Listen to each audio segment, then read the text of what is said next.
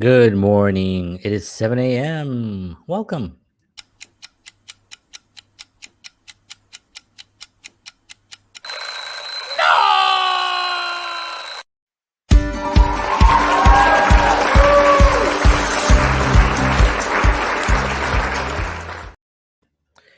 Hello, hello. Good morning, everyone. John Henry Soto here. Welcome. It is March 2nd, 2021. It is 7 a.m. and had a little bit of a rough night. My son would not go to sleep, just screaming. I've never seen, I have a daughter. My daughter is just turned 10 years old, and my son is 4. And I thought when we had our son, I thought, okay, well, we've done this before. So we know, more or less what exactly we're doing. And realizing when you have a boy, no, you really don't know what the hell you're doing. You have no clue. It's not the same. It's different. It's completely different. Um, yeah, I'm starting to understand a little bit better, but boy, he's got that piercing scream when he really just does not want to go to sleep. And you kind of just want to be like, you know what, just stay up, but can you just let us sleep? Go do something. Go build a shed. Go build something. Do something. But that's not what he wants. He wants us to play with him. So anyway, yeah, a little tired. My poor wife has to deal with that also. More than anything, because he only wants her to put him to bed. So she's kind of really deal with that stuff. But we are here. It is 7 a.m. and I want to thank you all for tuning in today. We're going to talk a little bit about doing things, taking risks, and the fear sometimes that we have of trying new things. And one of the benefits of being an artist, not just being an artist, but just being someone who likes to try new things, has always been the fact that I have no back off on trying new things. You know, um, some of the stuff is scary. When I first got into film, very uh, terrifying going into that audition room for the first time. Literally, I mean, just really, really shaking. I'll tell the story in a minute. Um, as well as playing music, going on stage for the first time with the band, and all these things were new at the time. Scared, you're afraid you're gonna fail, and all these things, But it really boils down to happiness, And just want to read something real quickly regarding happiness, and then I'm going to talk a little bit about more about trying new things at whatever age you are, and I'll talk about that as well. So this is called Happiness. This is again, it's from the Way to Happiness booklet, L. Ron Hubbard from 1981, which I referenced quite a bit. It's a common sense guide to better living. If anybody's interested in one of these little booklets that I have here, they are free. I will mail one to you. You must email me at where is it? Here it is. John Henry Soto at protonmail.com. Anybody listening on the podcast, that's John Henry Soto at Proton Mail. That's PROTONMAIL.com. And just write in the title, The Way to Happiness booklet, and I will respond and I will get one of these out to you ASAP. All right, so this is called Happiness. True joy and happiness are valuable. If one does not survive, no joy and no happiness are obtainable. Trying to survive in a chaotic, dishonest, and generally immoral society is difficult. Any individual or group seeks to obtain from life what pleasure and freedom from pain that they can. Your own survival can be threatened by the bad actions of others around you. Your own happiness can be turned to tragedy and sorrow by the dishonesty and misconduct of others. I am sure you can think of instances of this actually happening. Such wrongs reduce one's survival and impair one's happiness. You are important to others. You are listened to. You can influence others. The happiness or unhappiness of others you could name is important to you. Without too much trouble, using this book, you can help them survive and lead happier lives. While no one can guarantee that anyone else can be happy, their chances of survival and happiness can be improved. And with theirs, yours will be. It is in your power to point the way to a less dangerous and happier life. Now, that last sentence pretty much is the the great summation of the whole thing, right? It is in your power, and it's in our power to be able to go out and create a less dangerous and happier life. Um, and that's one of the reasons why I think trying new things is really the key to happiness.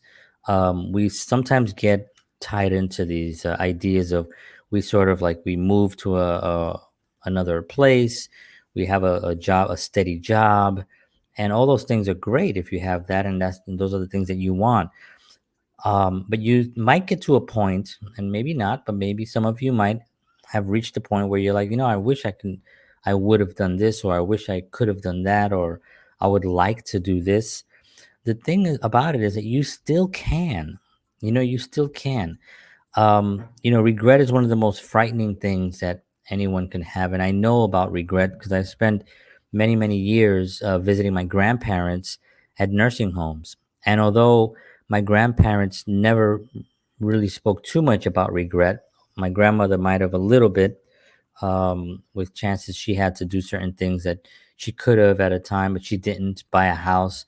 It was recommended by someone in the family that she did not. She should have. Um, she moved to this apartment where she didn't want to move, but it was recommended by the same person who was sort of a toxic person in our environment, which I got rid of at some point when I realized she was toxic. And I don't mean get rid of like anything illegal. I mean, I just confronted her and told her basically, listen, man, you's got to get the hell out. Um, and After that, things completely changed, but that's another story for another day. Um, but there was not too many regrets on their part. My grandfather didn't really talk too much about regret. He worked. His idea of was just to provide. That was his goal was basically to survive and to provide, and that's what he did. And he did it really well. And he was a great man. And I was blessed to have him really be my dad. Really, because I didn't have I never met my real dad, or I don't remember him. I think I was only a couple of years old when he was around. But my grandfather stepped in and really became more than I could have needed as a father. He was just incredible. So, but I didn't hear a lot of regrets from them. But I did spend a lot of time in nursing homes and meeting the other residents that were in the nursing home, and regret was on the tip of their tongue almost every single sentence. They should have done this, they should have done that. And when you get to that point, it's too late.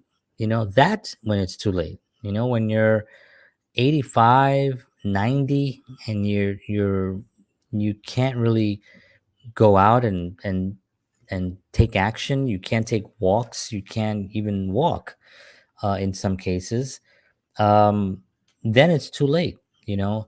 But if you're 40, 50, 60, even 70, you know, there is still opportunities for you to do many, many things. And the stories out there, if you can push away the muck that's out there, or the garbage that's the media. Don't watch the news. The news is garbage.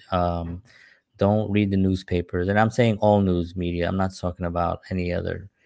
I'm talking about all news. Just get rid of all news out of your life and start focusing on your family and yourself and your health and those kinds of things. And you start really looking at between things and finding the stories of people succeeding at later in life, or whatever age, going from one job to the next. I know people that have left thriving careers, like very successful careers, lawyers and doctors, to do other things. There's stories out there of people doing amazing things and just saying, you know what, I really don't want to do this anymore. I don't want to be a lawyer, even though I'm making, a $500,000 a year.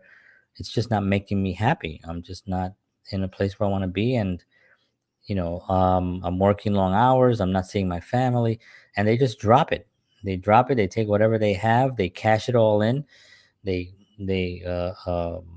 cut their expenses, sometimes in more than half in some cases, and they're able to then do the things that they think about, to do the things that they fantasize of doing.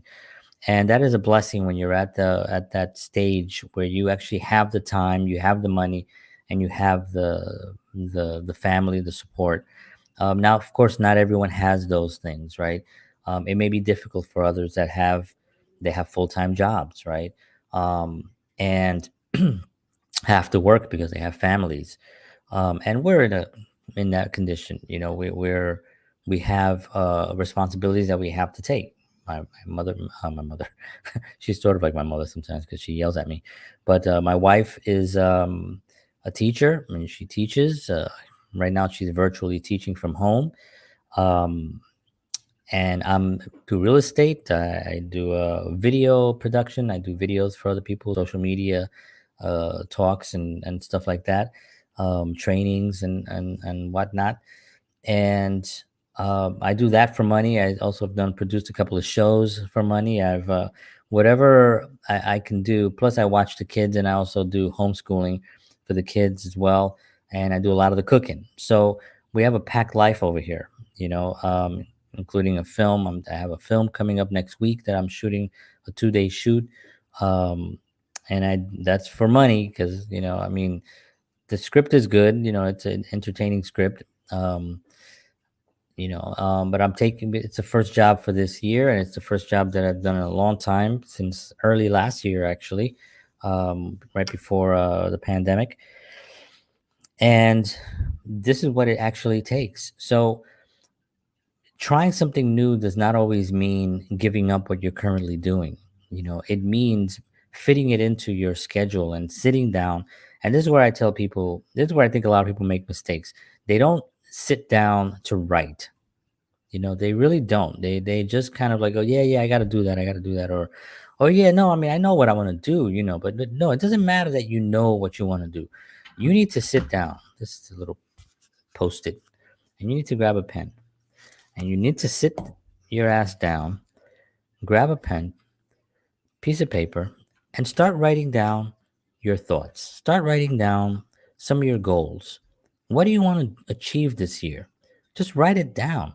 You know, then take that piece of paper, fold it up, put it in your pocket, put it in your wallet, put it in front of you on your computer screen. I have a few of them here on things that I'm doing. Um, and then start working towards that. Start reverse engineering what you need to do to get that thing that you want.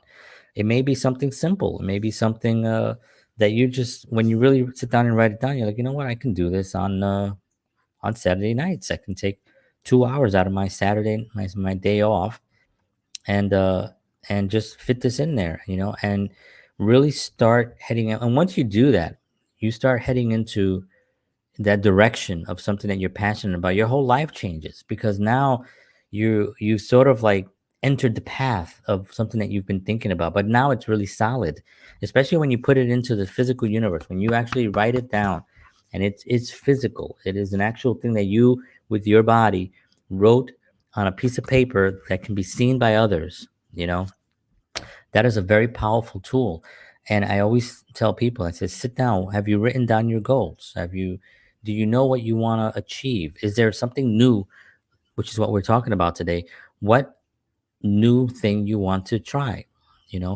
Very quickly, for me, I was in a band for many years. I played music from a very young age, and played with this really great band, and we got to have a couple of songs on the radio and a couple of records out and play a lot in New York, and just had a tremendous amount of fun. And things were starting to get really interesting, I started to understand a little bit more of how to write songs, how to work with the band, how to promote different things that we were doing that were actually working. We started This was before the whole social media thing came into play. But we started to try to figure, we started to figure it out, and we were trying really hard. We had a tragedy. We lost our one of our bandmates who passed away suddenly at the age of 30, and kind of put an end to that. As much as we tried, and I've told this story many times, but as much as we tried to keep going, it was too difficult for us. So at that point, I was lost. I didn't play music anymore. I think I sold almost everything I had. Not everything, but I sold a lot of things. And I did try again to play with other groups and other things, but it just never was really the same. I was just going through a loss. So I started getting into film. Film seemed like something's always been in the back of my mind. I never told anyone that I wanted to be a film actor because that was something that I just felt people were, again, would be.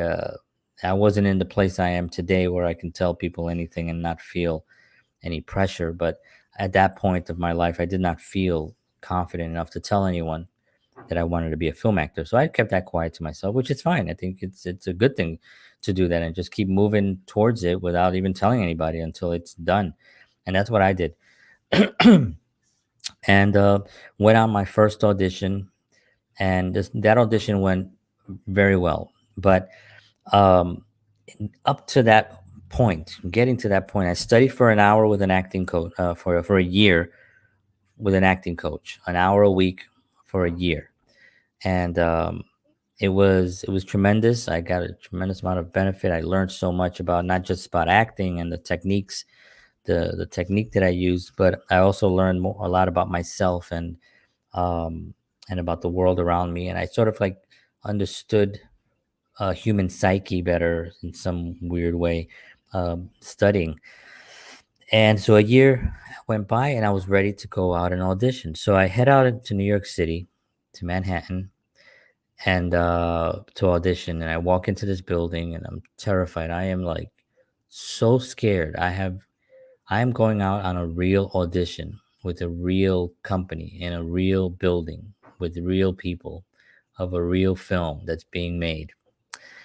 And I walk into the lobby, and I check into the lobby, and I head upstairs, and it's a little waiting room. I walk into this room, and a guy comes out. There's another guy sitting next to me, this really tall white guy. And I'm sitting down across or like next to him, right? And so the casting guy comes out, and he's like, "All right, so we're gonna first see you, the other guy, and then John, we're gonna come to you afterwards." And I said, "Great." Of course, my heart pound coming off my chest. I felt a little bit more relaxed. The guy was friendly, so I felt a little bit more at ease. I don't know how. I don't know if it looked on my face that I was trembling and that my lips were sort of like, I don't know, but I had some issues with my lips, like they weren't normal. I thought they were just shaking, and that it was really obvious that they were shaking. I wasn't really sure. Um, but anyway, the guy goes back into the room and leaves both of us here. The other dude decides that he wants to go to the bathroom. So he's like, "Let them know that I'm coming back. I'm just gonna go use the bathroom." It wasn't Stallone. It was just the only voice that I could think of this early. So anyway, he goes to the bathroom, and so now I'm sitting there by myself. Casting guy comes back out again, and he's like, "Oh, where's the other guy?" And I said, "Oh, he went to the bathroom." So he said, "Oh, okay, John. Then why don't you come in first?" Now I'm like, "Oh, jeez, I had a few more minutes before it. And I was like, "Oh, okay, no problem. I'm gonna go in right now." So I get my stuff. I walk into the room, and it was just as you imagined, as terrifying as you imagined. It was American Idol style. I walk into the room, but something in me came to present time. I was in the moment when that happened, because I knew, and it came from the training. It came from my acting and just being able to be more in the moment. I knew that when I walked in, they were expecting the big guy, right? And so when I walked in, the guy has the other guy's headshot in his hand, the director, and he looks up. I mean, he looks at the picture and he goes, "Oh," and he realizes, "Oh, wait a minute, this is not you." And I said, I really quickly said, "Yeah, I'm a lot taller on paper," and they all laughed. And suddenly I felt like, okay, this is like, I don't know where it came from, but I said it very quickly, and Generally, I'm a pretty quick thinker when it comes to things like that. But in that situation, I didn't think I would ever be able to say anything. But for some reason, something happened to me where I felt like, okay, and I said, yeah, I'm a lot taller on paper. They all laughed and they gave me my time. I gave my audition. Um, right after my audition, they said, "John, would you mind doing a cold read?" Now, for those of you who do not know, a cold read is basically they hand you a script that you've never seen before, and they ask you to read a portion of it and be a character on the script that you've never seen before. Um, and so it's like, "Do you mind doing a cold read?" And I was like, "Oh, yeah, of course, sure." I'm thinking to myself, "Are you what?" Then they said, "Would you mind?" It says here on your resume because I sometimes do accents to be funny, right? I know today in today's times, it's kind of you can't really do accents without insulting not the people that you're doing the accent of. They don't really care, but in just some other group of people that sit in a room and get upset about stuff. Um, so, but anyway, I did an Indian accent, right? It was on my resume because my acting coach, I did it once and it made her laugh. She said, "You should write that down." And I was like, "You know what? I really don't want to." And she said, "No, you have to write it down, write it down." So I was like, "All right." So I put it on my resume like a fool. So he's like, "Yeah." And it says here you do an Indian accent. Can you do a cold read in an Indian accent?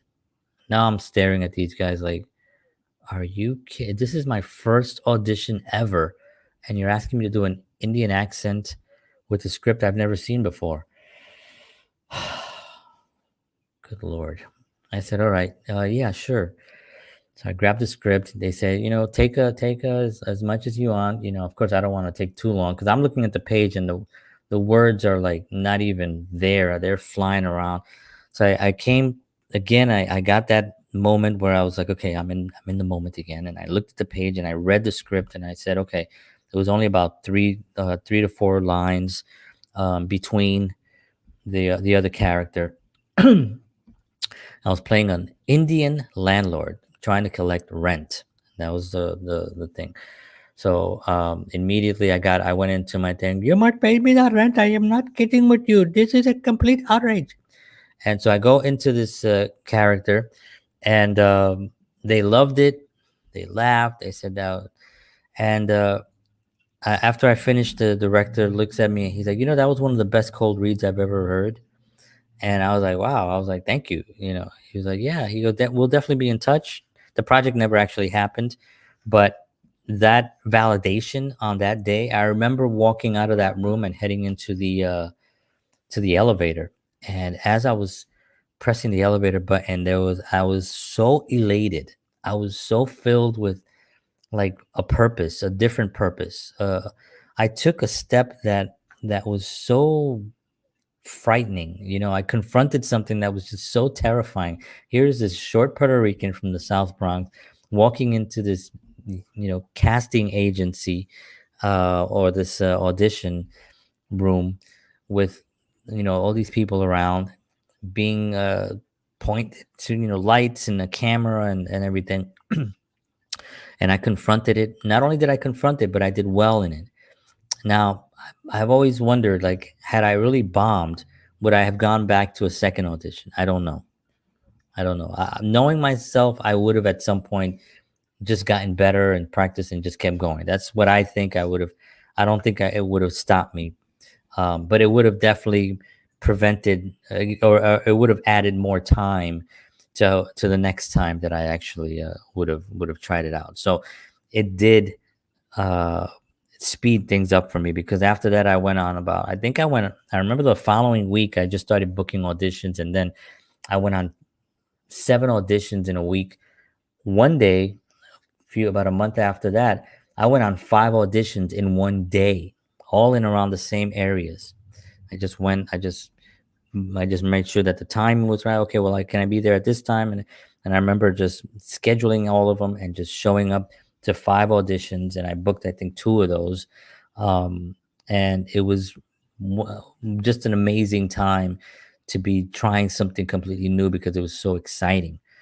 So the idea of confronting something new can be terrifying, but the rewards that you get at the end of that tunnel are so far greater than anything any fear could ever have. I mean, it's just an incredible feeling when you really confront it.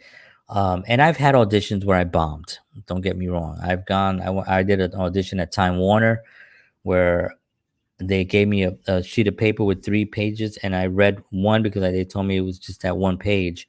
And I didn't know I had to read all 3 sections. So I walk in the room and they go, okay, turn to page 3. And I was like, oh, I thought it was just page 1. It goes, no, it's all 3 pages. And now I'm sitting there reading and fumbling. It was a nightmare. I left there, I was sweating, and I had to do it with another young lady who's pretending to be my wife. And it's one of those commercials where the husband is an idiot, and and she's kind of making fun of him for whatever reason. And she walked out of there because I think I ruined her audition. She walked out of there, didn't even look at me. She was so furious with me, I could tell. And I just felt like, oh my God. And it taught me a lesson. It taught me a lesson. Be prepared. Read everything on the page, whatever they give you. Don't talk to anybody in the waiting room. I'm gonna go over some of those things if anybody's interested on acting do's and don'ts. I think I might do a whole morning show on that just for anybody interested, because it is a fascinating thing, and it actually does apply to life as well. It's be prepared. Be prepared for things that you're going to confront. Once you're prepared, things are always going to come into play. You'll always be stumbled in some way, right? You'll always be tripped up.